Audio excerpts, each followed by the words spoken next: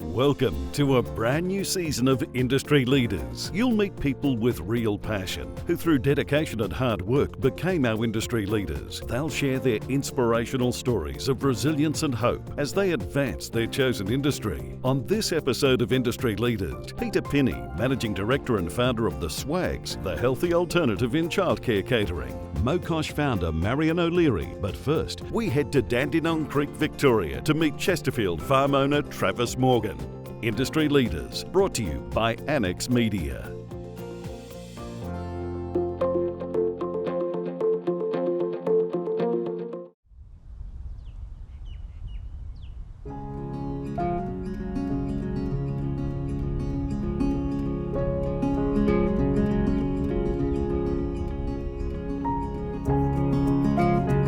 Chesterfield Farm is located in Scoresby, right on the Dandenong Creek, just below the Wheelers Hill main intersection. The role that I have here at Chesterfield Farm is mainly animal health and generally looking after most issues that might arise. My background is predominantly from a dairy farming background. We had a dairy farm at Invergordon, which is about 2.5 hours north of Melbourne. My family still currently live on that farm, mainly being my parents. I did that for about 20 odd years. We grew that farm up to about, from a small business or a small dairy farm up to quite a large dairy farm, milking over 700 cows at one stage. So from there I moved to Melbourne in the view of coming across Chesterfield Farm and trying to make a tourist farm that can be educational as well for the city people that might not have the opportunity to go out of the country.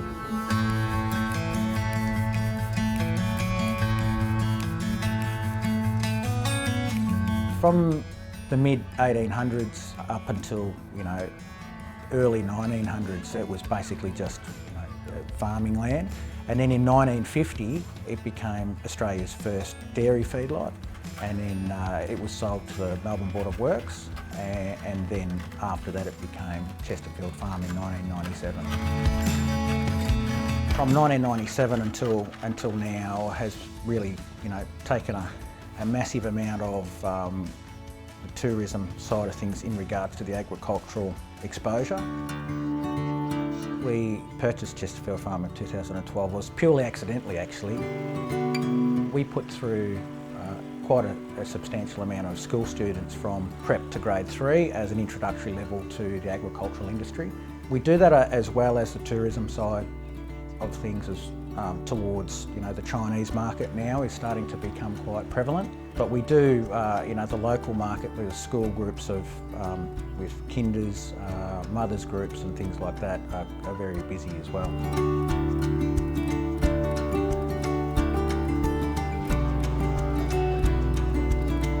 We can provide a party area, for argument's sake. We can do a wedding, or we can also provide animal shows for whatever the general public require. Like we've seen some of our sheep shearing, cow milking.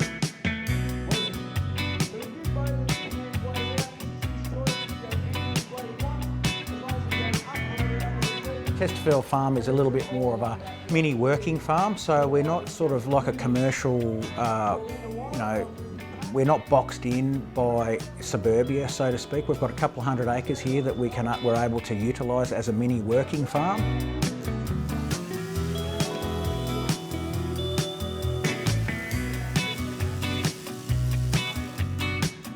There's quite a few milestones that we've achieved. One of the main ones is when we first got here, the old entrance was fairly well fallen down and was starting to need a lot of work. So we renovated the original old cafe to the cafe that it is today. And having the family involved, when I've got my son Tristan, he's done some TV series here, and the other two girls have been involved in photo shoots as well for magazines and things, just because of where we are and what we do here at Chesterfield Farm.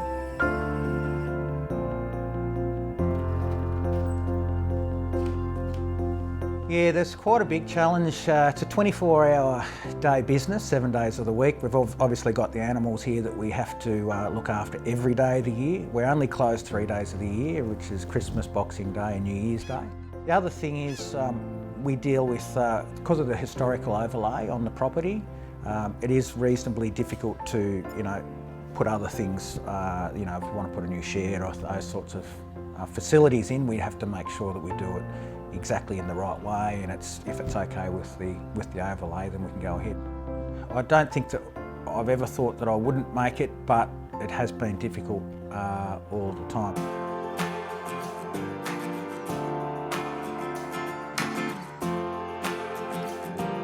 For the future plans we want to be able to introduce some other animal enclosures. We do have kangaroos and some emus that are here as well, so we want to be able to introduce some smaller type animals like wombats and echidnas and things like that, so that people can have a bit of a display of different animals, but we're predominantly focused on agriculture. The legacy that I'd like to leave behind is to make sure that we have offered the best that we can offer to any one of our visitors that come to the farm, and hopefully we might be able to just shed a little bit more light on what the farmers in Australia can actually offer when you've got your clean, green food produced right on your back door step, and then that way that people in the city might be able to realise and be aware of how tough our farmers can actually do it in Australia.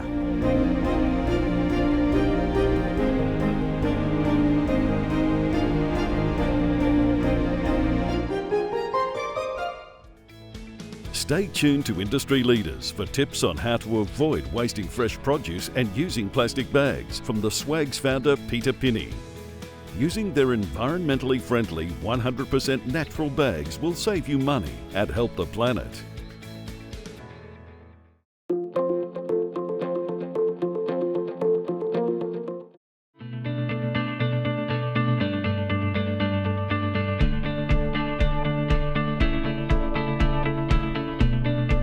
I started the Swag because I was an incredibly frustrated consumer. I was throwing out copious amounts of rotting fruit and vegetables. My husband and I worked full-time, and when I had a night off cooking, I'd often discover the next night that my crisper was full of rotten fruit and veggies. So not only did the meal cost me, but I was also throwing away money through wasting these fruit and veggies. There was a lot of guilt associated with throwing away this beautiful fresh produce that had turned. And I started asking my girlfriends if they were experiencing the same problem, and they were. Everyone I asked was experiencing the same problem. The Swag is a 100% natural, machine washable, reusable bag that keeps your fresh produce alive and nutrient rich 2 to 4 times longer in the crisper of the fridge. I had the idea of the Swag in 2005, and I started playing with prototypes and different materials.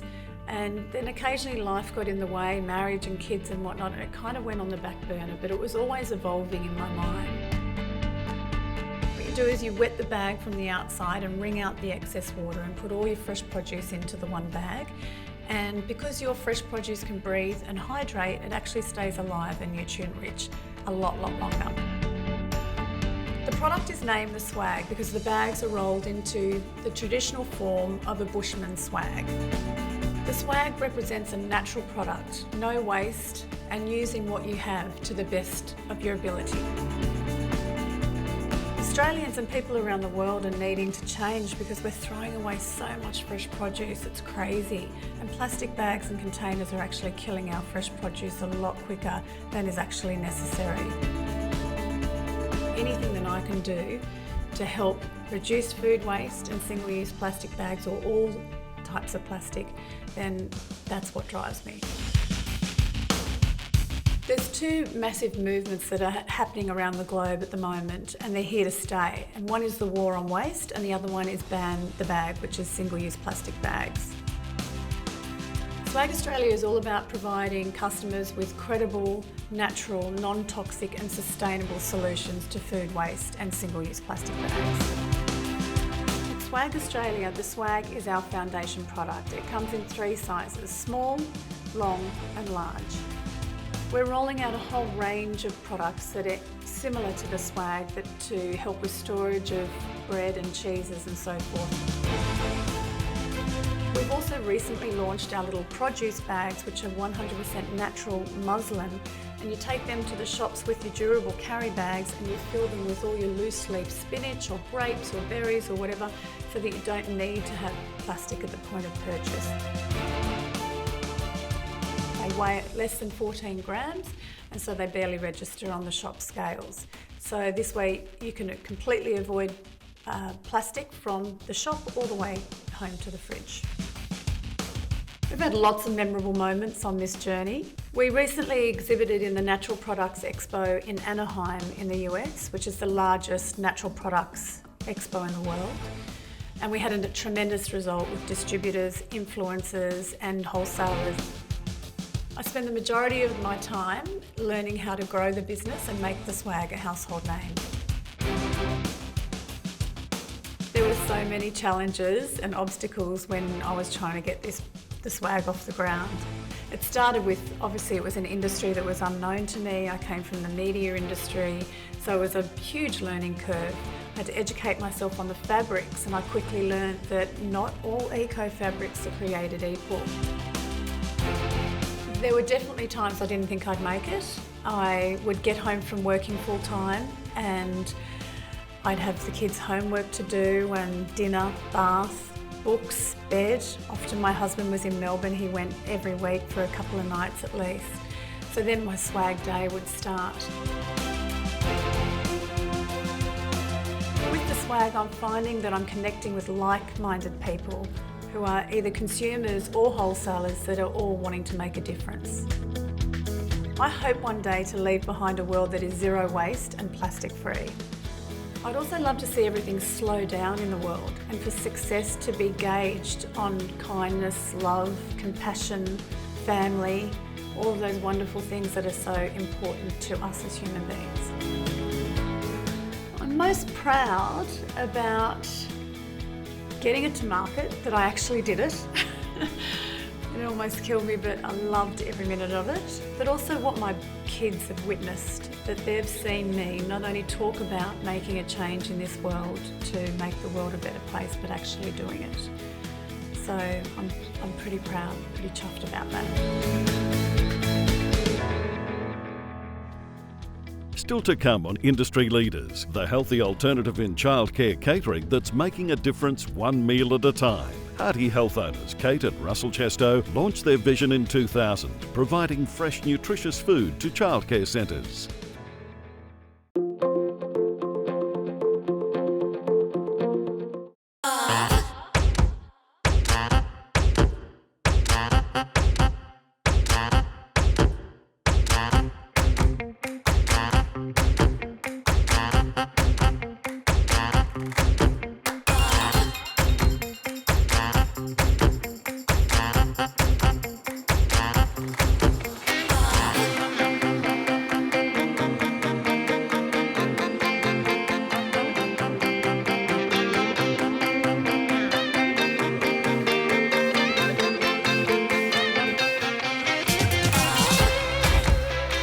Russell Chestow and I'm the Director of Hearty Health. I run the business overseeing operations, working side by side with my operations manager. My name is Kate Chestow. I'm one of the owners of Hearty Health and I oversee the management of the business from the accounts department to the marketing and sales. We saw that there was a gap in the market to cater for childcare centres throughout Melbourne, offering healthy food and balanced diets. We had a vision, and the philosophy of Hearty Health has been to deliver nutritious and balanced meals to childcare centres. Russell is a chef by trade. I started cooking from a young age. I became a chef at the age of 16. In that time I've worked in many different a la carte restaurants, fine dining, even owning my own restaurant. One day I was fortunate enough to meet my wife. So the business started with the two of us being everything. Russell cooked the meals, we prepared them, delivered them. I was the accounts, the marketing, the sales. We have grown quite dramatically. People are now becoming a lot more aware of healthy eating and they're more conscious of it.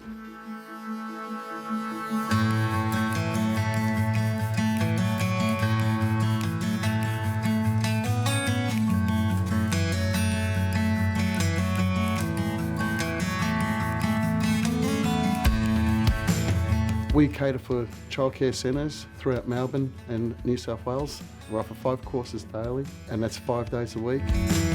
We meet the children's RDIs.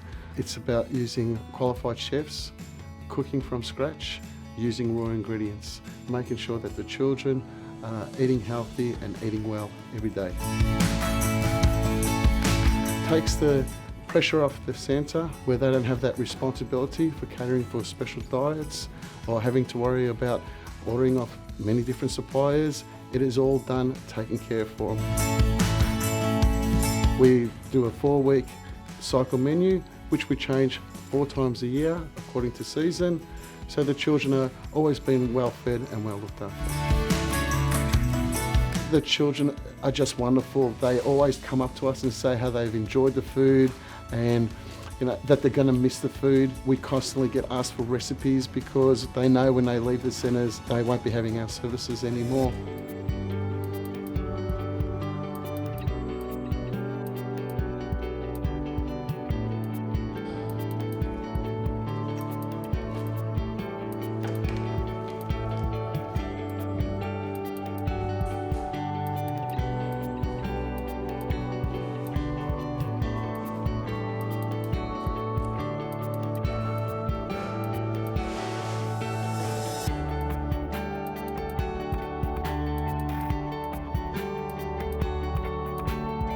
Our business grew, and along the way we had a family of our own. We now have 3 young children, and one of our children actually has allergies. That would be the greatest challenge that we have in Hearty Health, is dealing with the allergen meals. When we first started this business 19 years ago, allergens represented 1% of the meals that we prepared. Today, they represent nearly 10% of the meals that we prepare. So that would be our greatest challenge within the business. And now, having our own child that has allergies, it's as important as ever to ensure that those children don't feel left out or different in any way.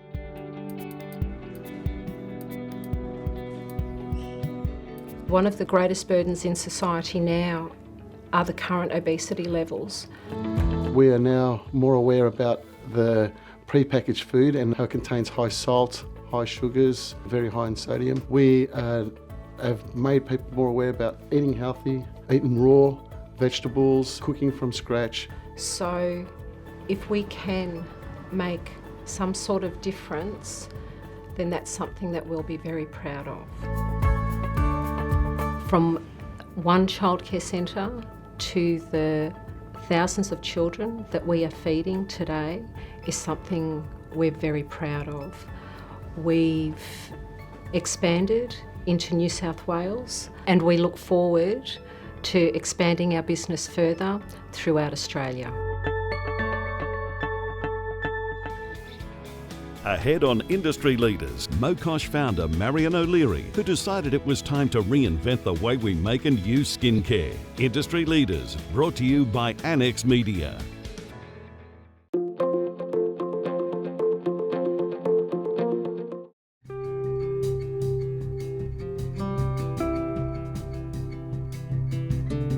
Mokosh started in 2006. It really involves collecting orders, liaising with my staff, planning what manufacturing we're going to do each day, and just making sure everything runs smoothly. I was taking a career break from my previous work as a scientist and a veterinary surgeon, and decided I'd like to try making some soap at home, something I'd always been interested in, natural fragrances and natural products. And that just got me setting down a path of, I could look at soap, maybe I should look at skincare as well. I started to look at suppliers and see whether I could get fairly traded ingredients.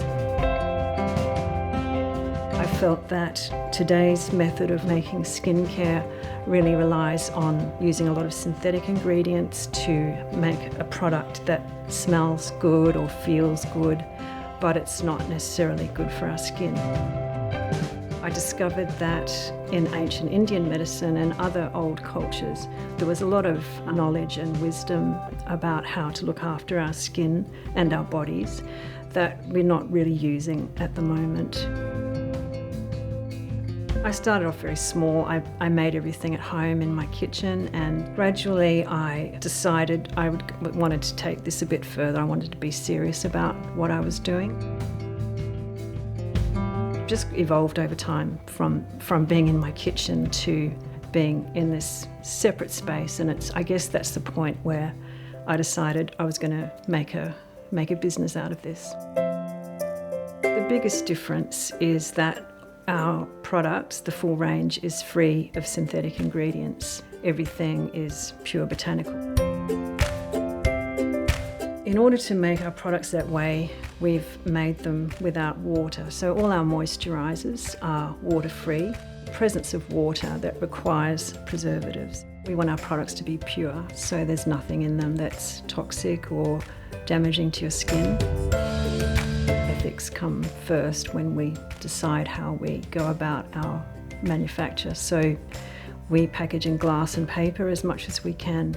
We like to make sure everything is cruelty-free, so we have cruelty-free accreditation.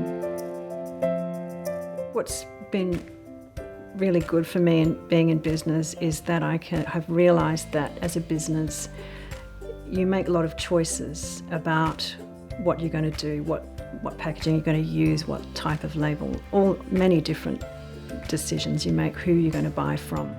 It's kind of dawned on me that even as a tiny little business like we are, what you do makes a bit of a difference in the world.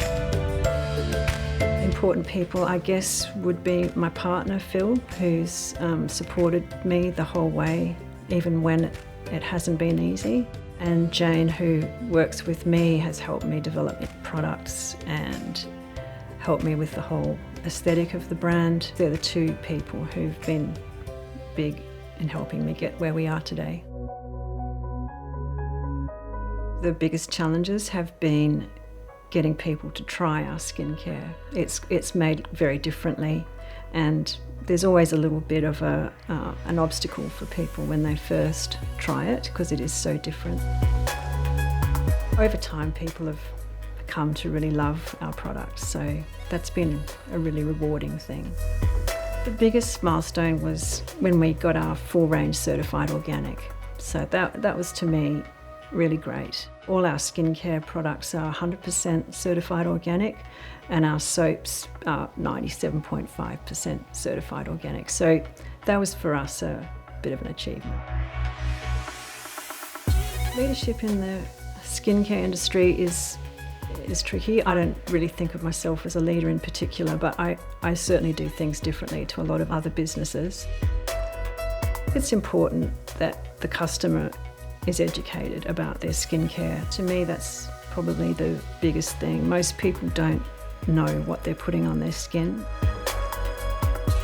Skincare is really an analogy for every other thing we consume. It's like when we make a choice at the store, it has a big effect on our world. Skincare is a very small part of that, but it is a part. And I think I would like people to be very conscious of what they buy, because what they buy determines the world we end up with. In the future, we'll carry on as we are. We're not changing our philosophy. Everything will be the same. Hopefully we'll continue to grow. There's always room for improvement. We would love all our packaging to be 100% recyclable or compostable, but that's an area that we're planning on working on in the future, really. I just get really happy when someone gets back to me and says how great their skin is now that they've started using the products. That's my biggest moment of pride. What's most rewarding, I guess, is just doing something I believe in, and in my own small way having a bit of an effect on the world around us.